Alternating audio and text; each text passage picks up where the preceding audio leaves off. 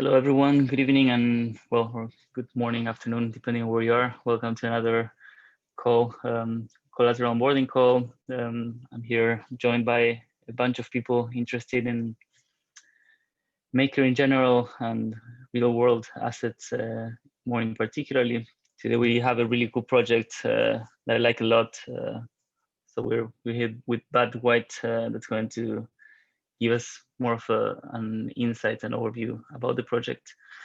But before that, I want to give the floor to Sebastian Derivaud that's going to comment on the progress of the real world assets working group. So Seb. Yeah, sure. Thanks everyone for coming to this meeting. I want to say that we are making some great progress. The start was a bit difficult because we have to invent a lot of things. We made some polls and some posts on the forum, but currently we are in the real work phase. Phil and William are working on centrifuge assets, so new silver and concentrate. So they are making quite some progress here. We should have some risk assessment maybe in 2 weeks, maybe a bit more, we will see. And on my side, I'm working with Matthew on success collateral. And we have some good, I'm almost at the end of the risk assessment, so there will be some round of review and I will be able to put that on the forum, I don't know, maybe next week, maybe the week after. So there is some progress. I'm not sure it's easy to see from the other side, but we are making progress and we are quite happy to move forward and go faster and faster. No, sounds great. I think a lot of people are looking forward to seeing the real world assets finally make it to. We too. So it's great to know this. So if anyone wants to join this group, reach out in the forums. I'm sure that. In the forum or the chat, just ping me @sebventures, and I will be happy to discuss with you. So without further ado, but I just allow the share screening so you can start with the presentation when you're ready. Great, thanks Juan. Can you see my screen? Yes. Perfect. And if I share, does that go full screen for you? Ooh, I don't want to share. I want to present. Does that go full screen for you? Yes. Yes. Perfect. Great. Well, thanks for having me on. I've been with Paperchain now for 6 months. My goal here today is to kind of walk you through the team, what we're doing as a company, the specific asset that we're originating and how it may be similar or different from other asset originators that you've had present here. And then talk about next steps and kind of where we're going with Centrifuge and Maker. So we do have the application. I put the title of our MIP6 application here. If you guys want to just Google it, take a look at the long form, I guess, of our application and what we're building. This is more of just like a brief overview. Juan, in terms of questions, you want me to stop for questions along the way or just kind of wait until the end and have everybody ask? So it's up to you. I think that what's best usually, it's as you've covered like a core concept, maybe it's good to see if people have questions regarding that and take it from there, like more like a conversation, but it's up to you. Sure. I think there's like 3 or 4 distinct sections, so I'll stop for questions at each one. Okay, let's dive into it. So the first thing I want to cover is who we are as a team. I think it's important to kind of understand, where we came from, to understand what it is we're building and the way that we look at the market. So I'm going to focus on team first. So Daniel is the original founder of the company. He started the company in 2017. He comes from a background in sound and music. He was a sound engineer, then worked at a data analytics company. So he's very familiar with how the music industry works, really particularly around like the back-end data. So he's seen firsthand kind of the problem statement we're going after, which is artists earn revenue on a microtransaction basis, whether it's Spotify or YouTube or Apple. but they get paid out in block sums down the line. So he kind of founded the company, got it into Techstars, which is a New York, well, I guess there's different locations, but Dan and the company went through Techstars blockchain accelerator here in New York City, and then kind of built the basis or the hypothesis of what we wanted to build. I joined the company 6 months ago. I come from an asset origination background. I'm not sure if anybody here is familiar with Blend. Blend is one of the biggest players in the mortgage asset origination space. So really familiar with collecting data from individuals, determining risk, originating assets, and then with digital asset, I started taking some of the assets we're originating and doing more interesting financial operations on them. Digital Asset was a blockchain company, kind of how I dip my toe into this water. The rest of the team is comprised of music industry veterans and kind of data science gurus. A couple of things about us, yeah. So we did our first proof of concept in September 2019 while the team was in Techstars. Partnered with Centrifuge short after, launched with Centrifuge for our first beta in June of 2020. To date, we've done about $250,000 worth of US dollars worth of loans. And the other metric that we really track, because we're part an asset originator, part an analytics company, amongst the customers that we have on our platform, we're tracking about $2.5 million worth of monthly streaming, which represents the revenues from about 30,000 songs on our platform. And I'll go a bit more into what we do as an asset originator versus what we do as a technology platform a little bit later on. I'll stop there for any questions. So Greg wants to know if there's a website for Blend. Do you remember it off your head? Yeah, Blend. I think they've purchased blend.com, but I think the fallback would be blendlabs.com. The quick elevator pitch for them is they have a white labeled workflow process. Large originators like Bank of America and Wells Fargo use them for the majority of their mortgage originations, both mobile and browser-based. Great, and I just posted on the chat the link for the Medium article of the Maker Centrifuge Paperchain proof of concepts, if anyone's interested. Great, so that's us. So what are we solving? So going back to kind of like our CEO's vision, we've identified that digital content is generated continuously through microtransactions, but it's paid up to 90 days later. So really what we're focusing on today is Spotify. You and I can spend all month racking up listens on our favorite album. At the end of that month, Spotify says, I have a statement for you. As an artist, you earned $1,000. But for some reason, Spotify takes 60 days to pay that out. Many other platforms, this is just a small cross-section of the market, typically have their payment cycles allocated every month, every 2 months, every quarter, whatever it may be. There's this opportunity to kind of tap into a very rich source of data. We know what the sales look like, we know what the revenue numbers look like, but they don't, the individual creators of that content don't have access to that capital. And that's kind of where Paperchain comes in. So if we focus specifically on the Spotify use case, that's the first vertical that we're pushing into. A typical artist interaction with Spotify would look like taking, for example, the month of August. Everybody in the world logs into Spotify, listens to an artist. We rack up and accumulate streams. At the end of August, that artist may or may not get a statement depending on their kind of seniority level with Spotify.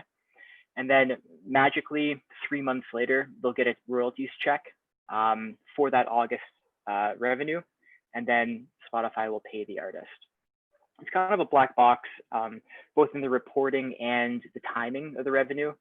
A lot of artists, especially this year, have been relying on the streaming revenues because they're not touring, because they're not doing live shows. And what we've seen is a increase in the amount of streaming revenue. It was a bit peculiar. Kind of in the March timeframe, we saw a huge drop in artist revenues, and we kind of attribute that to people using Spotify during commuting and then not commuting from March onward. And then there was this, kind of this valley, and then it spiked right up. And kind of how we read that data is people went from just using Spotify during commuting hours to actually working from home and listening to it all day. So now we're finding most of our artists have about a 50% bump in what they were earning from Spotify, Apple, and YouTube/Google Play, which is quite interesting. So where does Paperchain fit in? Well, we take all of the data from specifically Spotify, Apple, Google, and a number of other sources, and bring it into our platform. So like I mentioned before, I'm going to kind of talk about Paperchain as a technology company and as an asset originator. Our technology stack is pretty simple.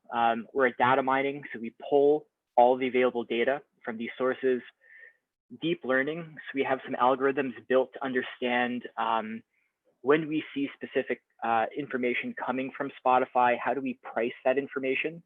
What we'll get at the end of each month isn't necessarily a dollar value for each artist. So the example before was an artist at the end of August has $1,000 sitting there. We might see that look like 250,000 streams from a blended rate. We've built a deep learning algorithm to be able to price that within about a 1.5% confidence interval. And then all of the underwriting for the loan, the issuance of the loan, and the security issuance is all built into the Paperchain platform as well.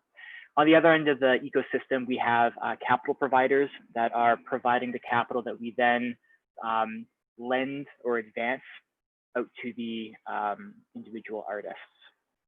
So going back to the workflow that we just went through, let's take a look at what that would look like with Paperchain stepping in the middle, doing an advance. So here in August, we still have the accumulation of streams from all the users on the Spotify platform. But now instead of waiting until November to just get paid, Paperchain is going to step into the middle, and we're going to, via API with Spotify, pull in all of that data for specifically the month of August. And this is taking into consideration that this particular user on our platform has already signed up, has already synchronized multiple months of data, so that we have a good understanding of how to price their data. And then we can go ahead and offer them an advance. I've called out here a 90% of their advance, but we'll go a bit more into the advance rates with the risk weightings a little bit later on. But for the sake of this example, let's say there's $1,000 worth of streaming revenue sitting there at the end of August. We'll advance them about $900 of that $1,000. Going to November, when Spotify would pay out that artist, the agreement that we make with them here is not only a loan agreement and security arrangement, but we're actually doing a redirection of payment from Spotify to Paperchain on behalf of what that artist would get paid. So in November, when those royalties come in, it actually goes directly to Paperchain. And again, we only advance 90% of whatever that was. So the remaining 10% less any fees that have incurred get forwarded to that artist. What this kind of looks like here is a little bit less like a loan or a factoring agreement. And what we're trying to get into the habit of our artists interfacing with us as is more of a payments solution. Get paid, like our company mission or motto is get paid now for the money that you already own on these platforms. I'm going to take a break right there for any questions that might have come through, because that was a big chunk of information. Are there any questions or clarifications on how this works? Yeah, Bud, this is Tadeo. So I know that you're distancing yourself from invoice refactoring, which from my point of view, it's what it looks like. But in essence, my understanding is that you're trying to understand through machine learning and other things the real count of songs for each artist. Can it be possible to work with Spotify to get the actual data? Yep, that's a really good question. I'll address both parts of it. So the second part first. We do, through Spotify's bulk API, get all of the data surrounding the play counts. So we know everything from how many times a certain song was played, as well as what type of user was listening to that song. Was it a Spotify premium versus a free versus a family plan? What geography was it in? And more importantly, what royalties contract is written into the royalties contract for the different rates. We have a good relationship with Spotify, both their revenues team and their counter fraud teams. The thing is that Spotify, in this example, at the end of August, the statement that goes out to the artist is only the play counts. They actually don't have a dollar value assembled at that point in time, even at the Spotify end. So we're essentially beating Spotify to giving that artist or that end user a value for what they earned that month, as well as a number of other things. Like we are doing counter fraud on behalf of Spotify and have identified bad actors for them as well. Oh, cool. sorry. Very interesting. Thanks. There were two parts to that question. The first part of that question was the question about this looking like a factoring agreement. For all intents and purposes, the cash flows work like a factoring agreement. The only difference is that with factoring, you're buying a discounted invoice. In our case, we're actually, at this point in time, we're assembling an invoice on behalf of Spotify. In terms of like the legal inner workings and how everything works with the SPV, and we'll go into that in a couple more slides, we view that as double dipping in risk, in the sense that we are creating an invoice and then purchasing it. Doing this type of arrangement in a promissory note or lending agreement allows us to value that invoice without actually having to purchase it. So the ultimate responsibility is for the artist to repay, even if, for example, the payer, in this case, Spotify, does not come through. So we've kind of viewed that as one of the mechanisms for us to de-risk, at least what we're doing in the market we're doing it. Great. Thanks a lot. Awesome. Okay, let's push forward. Oh, but there's one more question on the chat by Akiva. Can you do this as well with affiliate marketing platforms? They pay their affiliates late, so it could be a fit. I'm guessing it depends on your algorithm, right? Yes, I'm glad you brought that up. I didn't bake it into this presentation, but the kind of long-term vision of Paperchain is to bring in multiple different sources of digital content. The next one that's kind of adjacent to what we're working with now is content creation from YouTube and Twitch. But any sort of affiliate marketing, advertising, online retailer that has a rich source of data that is or is not priced is something that we can feed into this kind of Paperchain middle layer here. But usually this slide has a bunch of different verticals enumerated, but I just wanted to focus on music streaming today. But good catch. That's definitely the direction, long-term direction of what we're doing. Thank you. Great. So let's talk a little bit about, you have a bit of an understanding of the asset we're originating, and I wanted to put a sample transaction together end to end to kind of show where the money is moving from and to. So we spoke a little bit about Paperchain sitting here, kind of originating these, we're calling them advances, but they're basically loans on the Paperchain UI that would go out to a record label or an artist or whoever is the ultimate owner of that asset.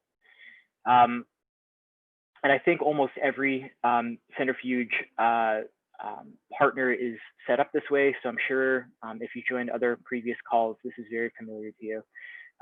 There's a special purpose vehicle set up that wholly owns and purchases all of the individual, let's just call them assets, pools them together. What we're doing today is tokenizing them using the Centrifuge platform.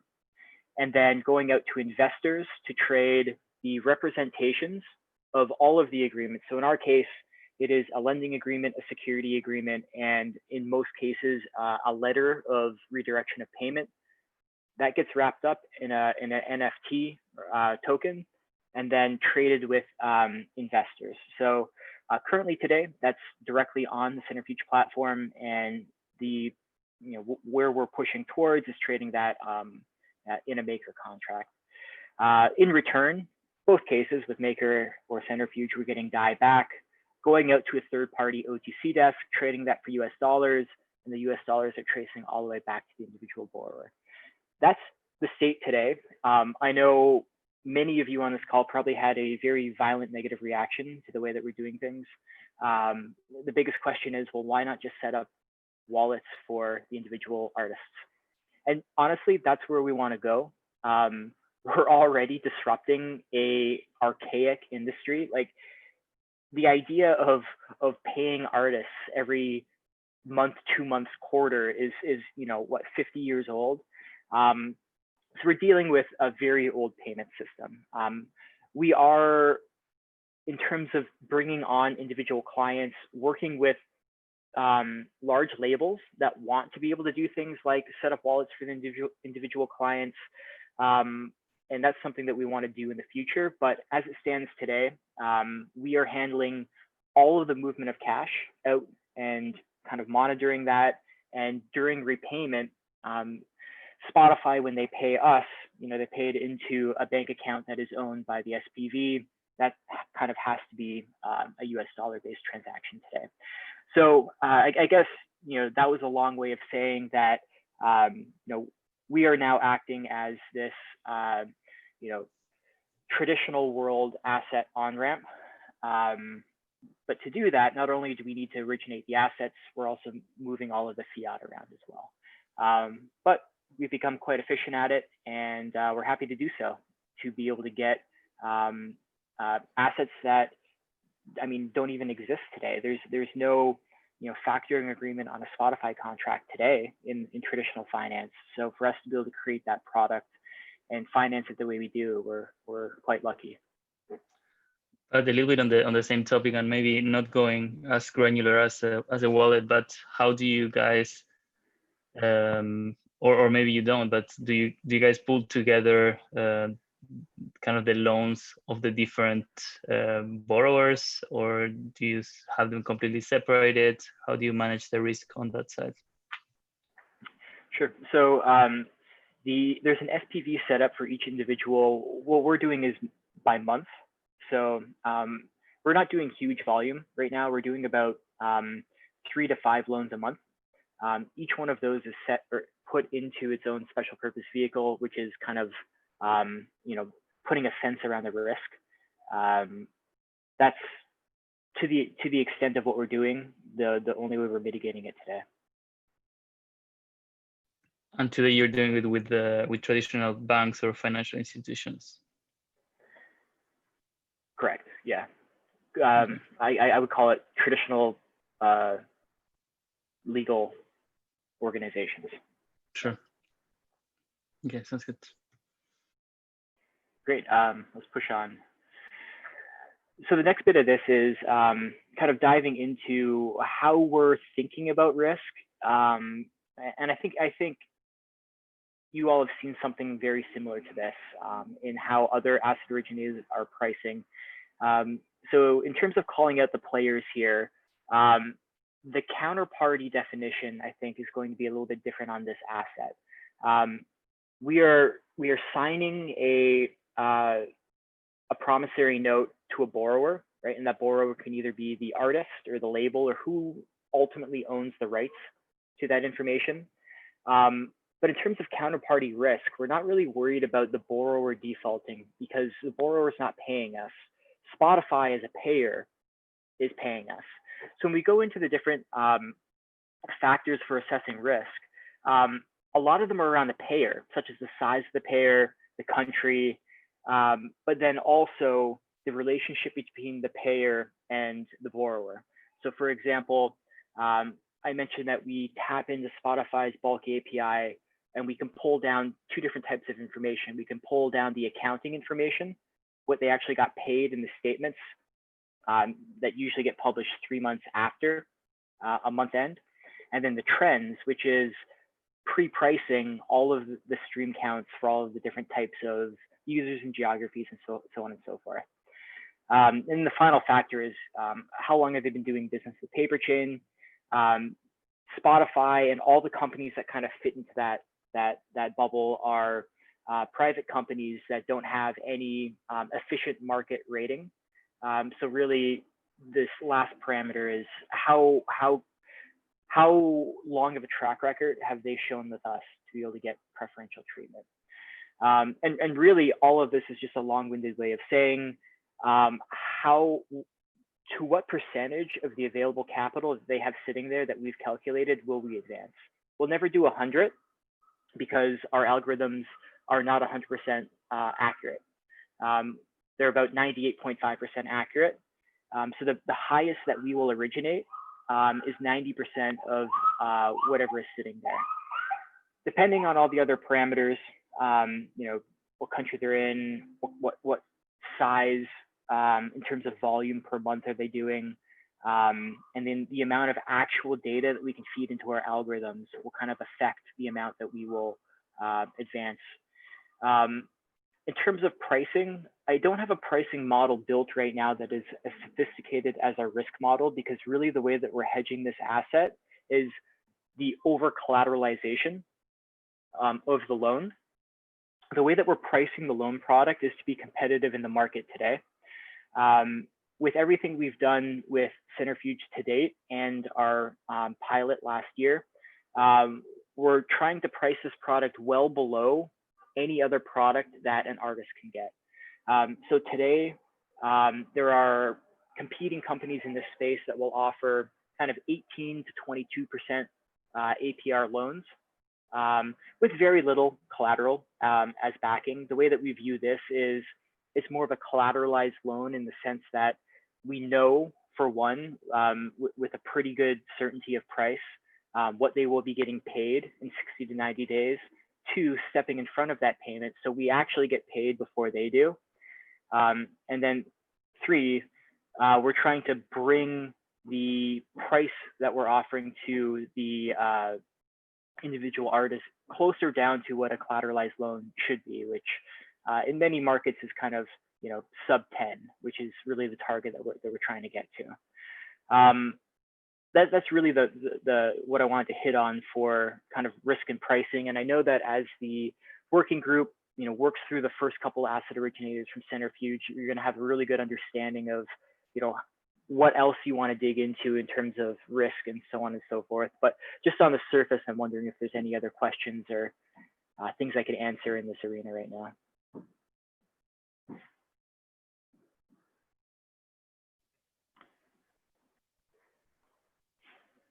I just want to ask one point. I'm not sure I have understand.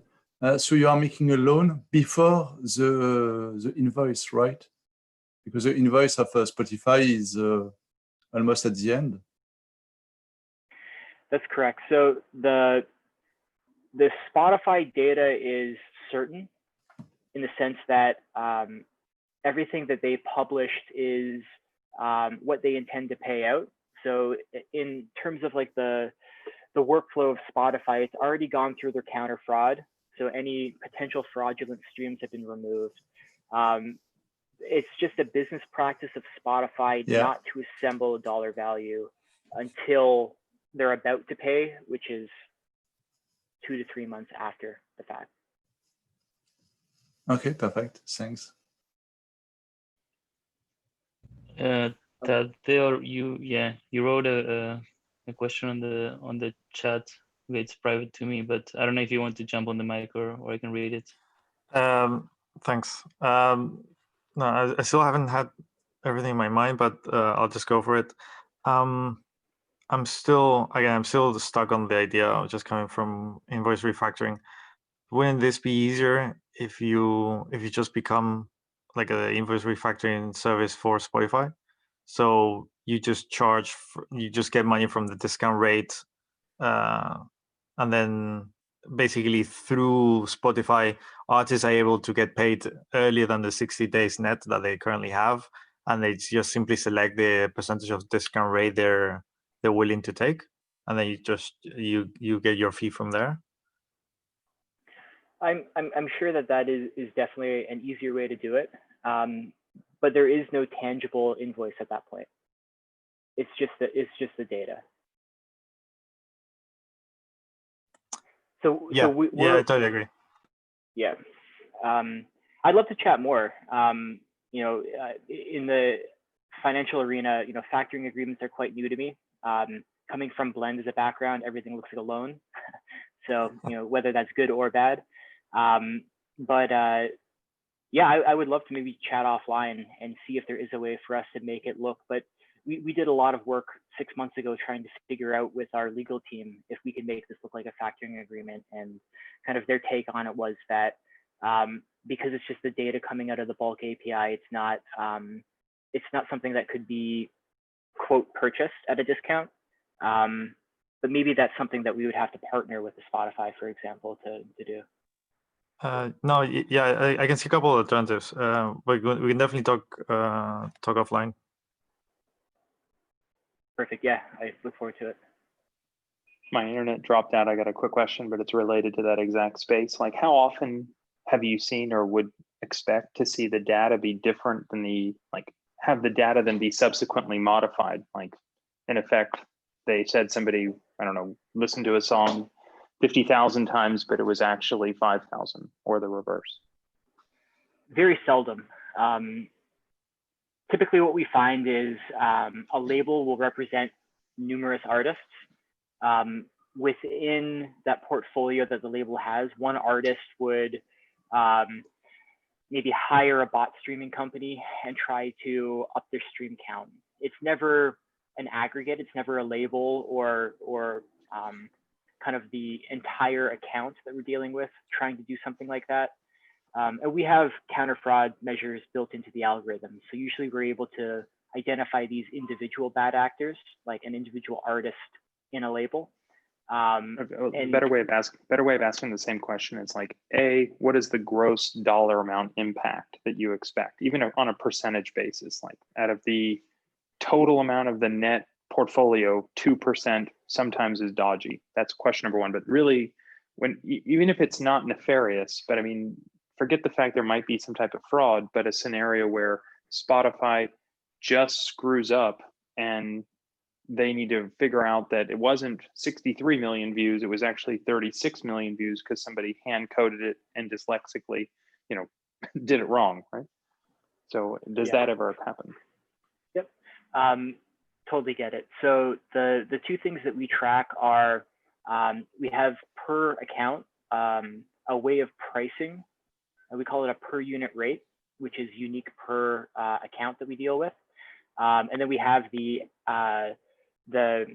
percentage difference between how we price, let's say, the month of August in what we get from the API versus 3 months later when we get the actual account statement from Spotify. What is the difference between that?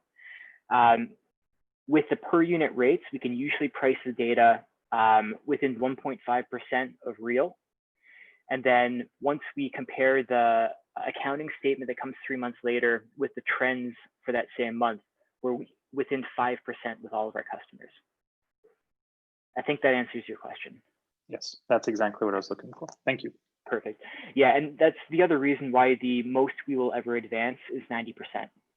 We're baking into our model. We know based on things that are out of our control with the payers that we cannot be 100% correct. But that being said, with our clients, we've pulled statements up to 36 months back and have been able to train our algorithms on that data. And that's where we get that within 1.5% pricing per client to know how close they are. The rest of it, when the statements come out, is exactly what you're talking about. Sometimes they may strike some plays from the statement for whatever reasons, and usually those are not shared with us.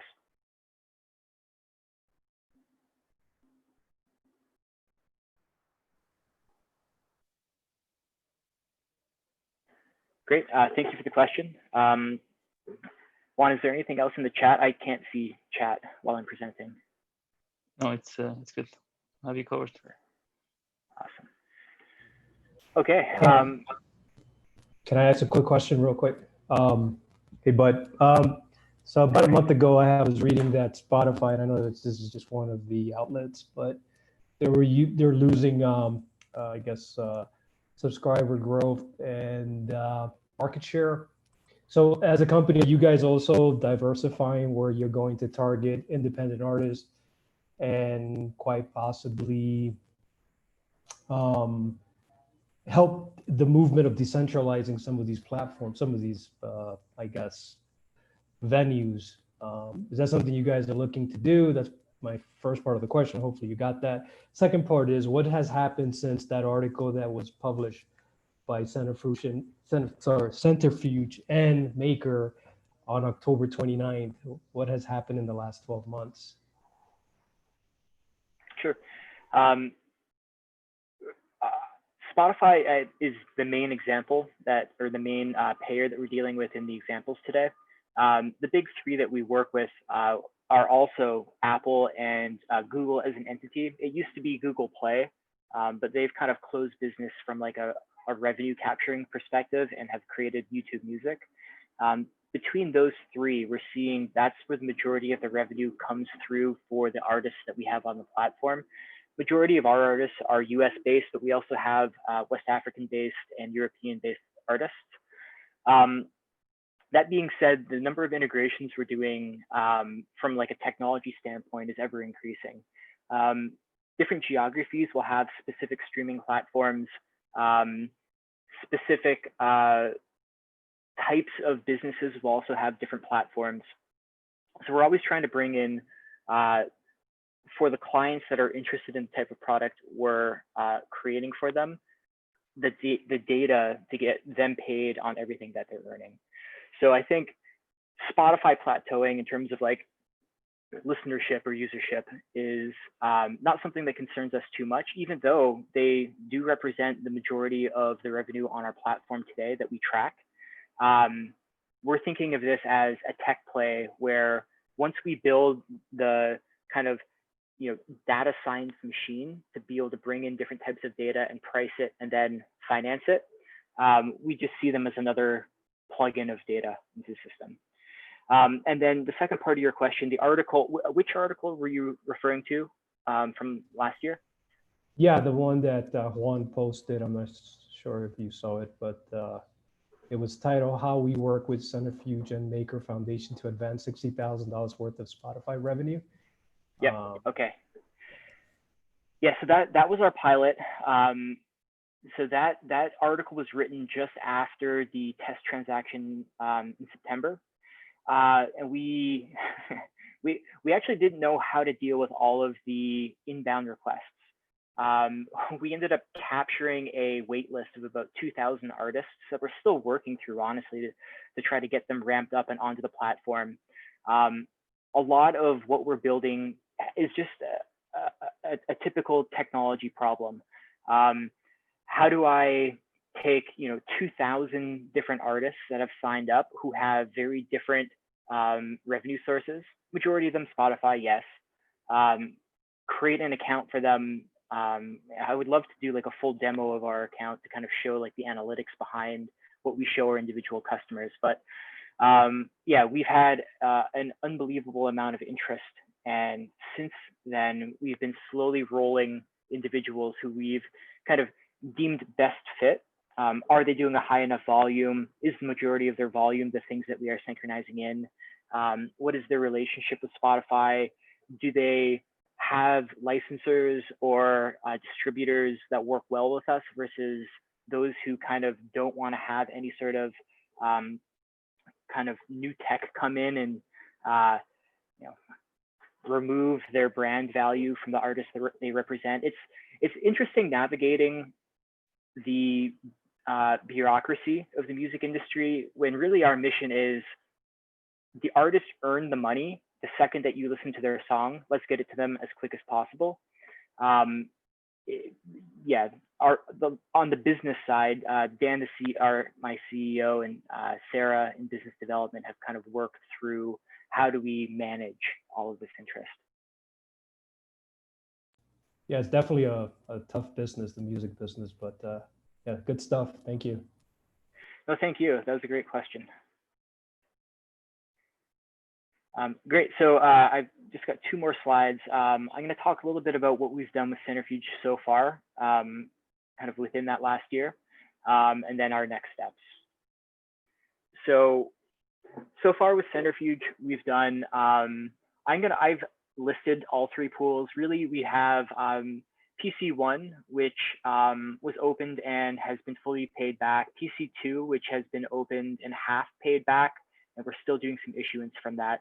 And then PC3, which is we're us ramping up on Centrifuge version 3, the revolving pools. So we started, we did our first transaction. So the article was written about that 60,000 that went out in September of 2019. That isn't being captured in here. This is really our beta. So kind of post that first transaction forward. The first pool we put together in June, the second one in September, and we're launching in December with PC3. All of our payment terms are 45 to 60 days. Now, I called out earlier, Spotify is on a 60 to 90 day schedule. It's not like I can put a date on a loan. In this case, the loan is paid back whenever the payer pays it back. So if let's say October was the most recent month that closed, I originate a bunch of advances to artists, maybe 3 to 4 days into the next month. So into November, once we have all the data come in from Spotify, and usually we'll see it not at the end of this month, but the end of next month. So that's about a 45, sometimes 60-day loan, depending on when Spotify pays back. So the term for almost all of them kind of fit between that 45 to 60-day window. PC1 was just under $100,000 worth of advances. That was 6 advances. PC2, about twice as much as that, still 6 advances. Roughly the same artists or borrowers, let's call them in this case, with the addition of a couple for PC2. Drop yield has been 9%. The advance rate to date has been 90%. Most of the payers have been Spotify or this large payments aggregator based out of the UK called Merlin. Merlin's gigantic. They do obviously not as much business as Spotify, but I would say for the type of business they're doing, just aggregating payments and sending it out to artists and bargaining licensing agreements on the behalf of their artists, they're about the biggest. So they've kind of fallen in kind of like that A tier on our risk profile. And then underlying asset default rate has been 0 so far. In no case has Spotify or Merlin not paid us for the streams that we've projected for these artists. So crunching the numbers, that works out to about an average deal size of $23,000 per advance. But just as a refresher, the drop yield is the senior part of the senior tranche of the debt, right? So that's potentially correct. That's what Maker would be getting on this. That's correct. Well, yep. And that's annual on the 9%. Yep. Yeah, sorry, that is annualized. Okay. And my other question regarding this table is the revolving means that as the pool is getting paid, you will issue more debt based on the on that same pool. Is that the? That's correct. So the way that the Centrifuge static pools work is we were doing it monthly. Kind of when I talked about the movement, the transaction workflow. Per month, we would put together a pool. We would fund that pool through the Centrifuge Investor Network. So a bunch of DAI would come in. We would then withdraw that DAI through their contracts and distribute it or trade it for US dollars and then distribute it amongst our clients. 45 to 90 days later, Spotify pays us, we buy a bunch of DAI, we pay back those loans on Centrifuge and close that static pool for that month. The revolving, yes, you're correct. So as soon as that closeout happens, the drops investors then can elect to keep the DAI in the pool to invest in new advances that are coming out, rather than having to pull it out and then try to get into the subsequent pool. For us, it makes it a bit easier because when we pay back in advance, we can dog ear that money or that DAI and say, we would like to recycle that DAI into something that we know is coming in a day, 7 days, 14 days, whatever it may be. Ideally, if we can start getting our origination advances timed when like the Spotify's pay us back, we can just go out to any investor, and I believe it's within the Centrifuge user interface for us to signal ahead of time, and then for the investor to signal ahead of time that if there's mutual interest, just recycle that capital, keep earning yield. Thank you. Are there any questions from anyone on the? I can read it if you're too shy to come on the mic. I have a quick question. But let's hypothetically say that Maker was able to give you a 10 million DAI facility at whatever risk parameters you wanted to. What could you deploy tomorrow? Tomorrow, we're doing about 150,000 a month. For us to grow to 10 million a month, let's say, or whatever, let's just say it was 10 million a month. We're tracking about 2.7 million on our platform today, with a client coming on board from the West Coast in America that's probably going to 10x what we're tracking. The next level of what we're doing is trying to integrate with much larger distributors who typically have like analytics dashboards built in, and we're doing the technology integration to be able to kind of act as a white label advancing platform within larger. We'll never get the big three like Sony, Universal, and I forget the other one, like the big labels. But that's our goal, right? So by Q2 next year, we want to be doing about that volume. And the path for us to get to that volume is essentially channel sales of advances. Got it. So if you had to give a timeline estimate to where you could routinely revolve 8 figures, what would you say? It's going to be mid next year. Okay, thank you. Great, thanks for the question. And then really that was it. So next steps, as everyone's aware here, the first 2 in the cohort from Centrifuge of asset originators are going through assessment right now. Once the assessment's complete, I believe that we're being proposed, Paperchain that is, to be looked at by the working group. And then step 3 is, Maker participating in the yield from the Paperchain assets. We also have Leah on the call for any kind of Centrifuge specific questions as well.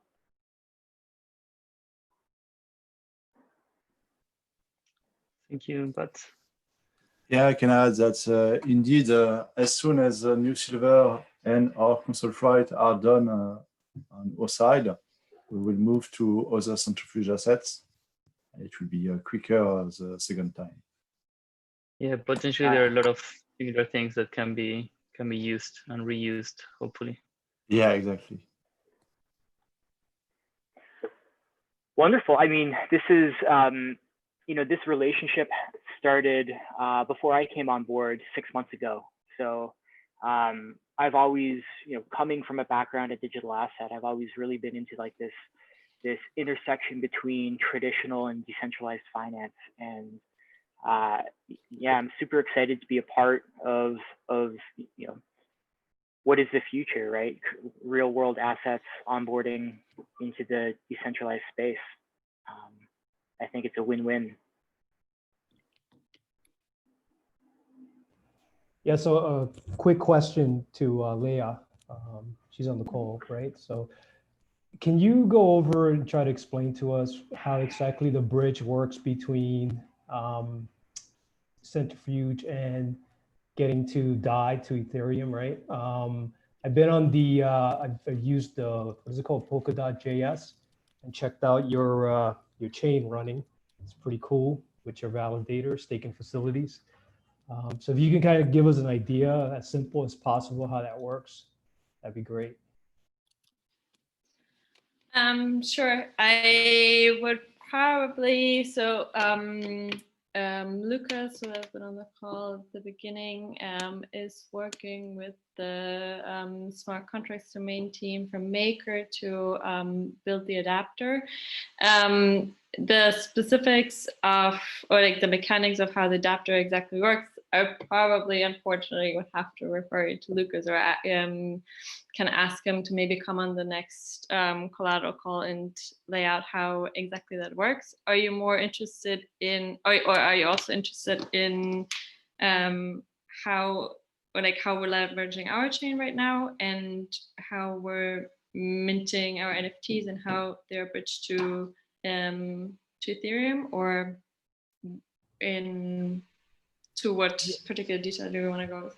Yeah, minting the NFTs, and how do you, yeah, we don't have to get technical about the, you know, the bridge, to bridge over to, but yeah, if you just give us like a, sure. Kind of, yeah, so we're so the we have our peer-to-peer network where the documents itself are created. So for example, if Paperchain is to create a new assets, they're going through our gateway UI and create the document itself on our peer-to-peer layer. And then with our chain, some of the functionalities are used to mint NFT. So the document itself is hashed, and then the state is anchored onto our is anchored onto our chain, and then a compressed version of that is bridged to Ethereum and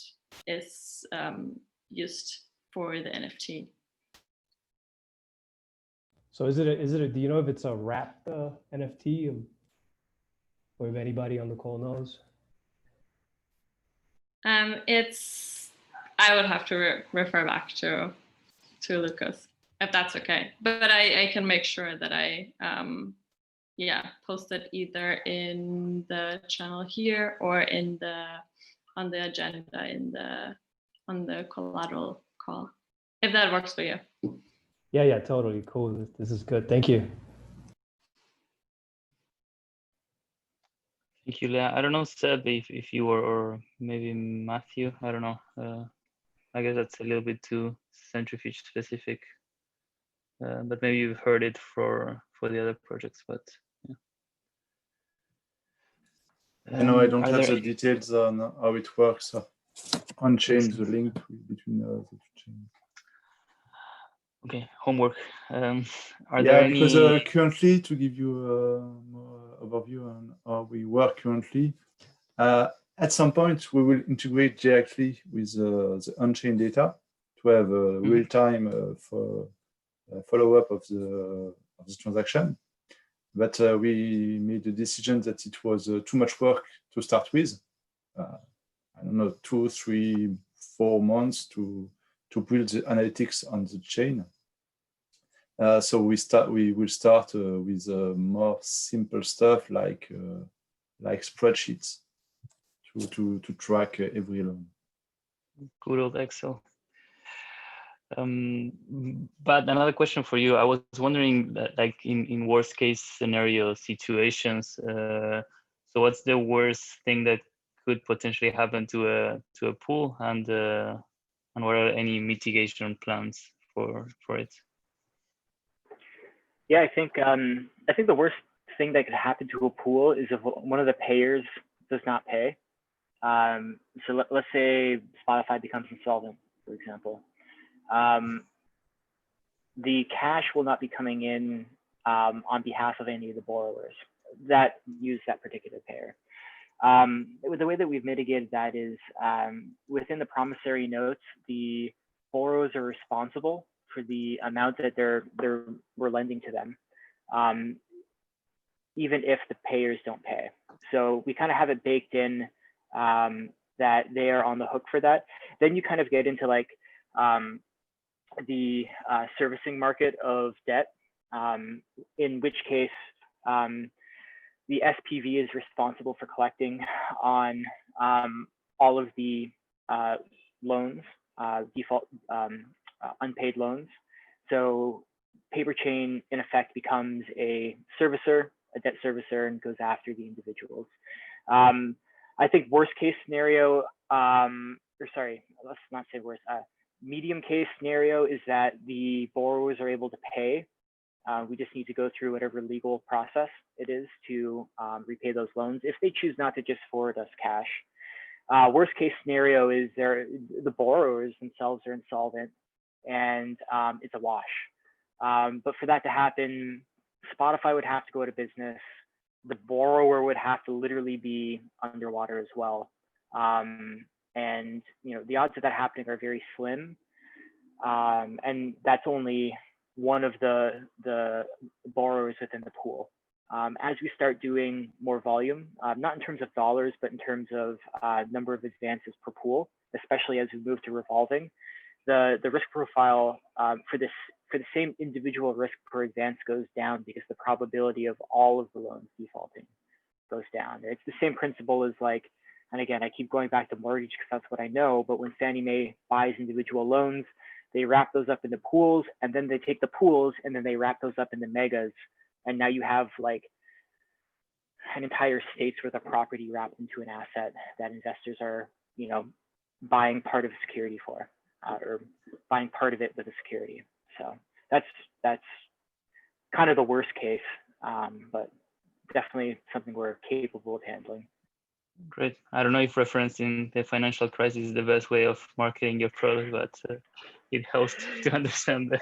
I mean, Blend was founded, during the crisis, right? Like Blend was like, let's take a data first approach to, bringing transparency to mortgage as an asset. So like, yeah, it's sometimes a terrible analogy, but unfortunately, it's the one I know the best. Fair enough. Great. Well, thank you for hosting. Oh, go ahead. No, I was going to ask the people if there are any other questions before we close. All right, I guess not so bad. Again, thanks for coming. It was great having you. Looking forward to seeing you and see how these things evolve. Where can people find you on Paperchain? Yeah, I guess the easiest way is my email is bud with 2 Ds at paperchain.io. You can hit me up on Telegram, PCBud. Yeah, and then I think I'm tagged in the forum posts for the application as well. You can find me there. Yeah, great. So for anyone that wants to reach them or the real world assets, see you guys in the forum. And thanks again for coming. Thanks. Yeah, I'd reach out. I love talking about debt and any other crazy real world assets. So if anybody else has ideas, yeah, just if it's even outside of what I talked about today, love to chat. Thank you, Ed. Hey, take care all.